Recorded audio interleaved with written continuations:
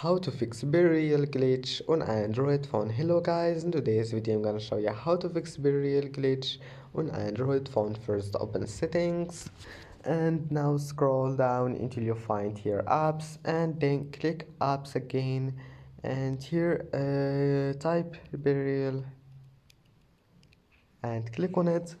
Now click force stop and then click storage and click clear cache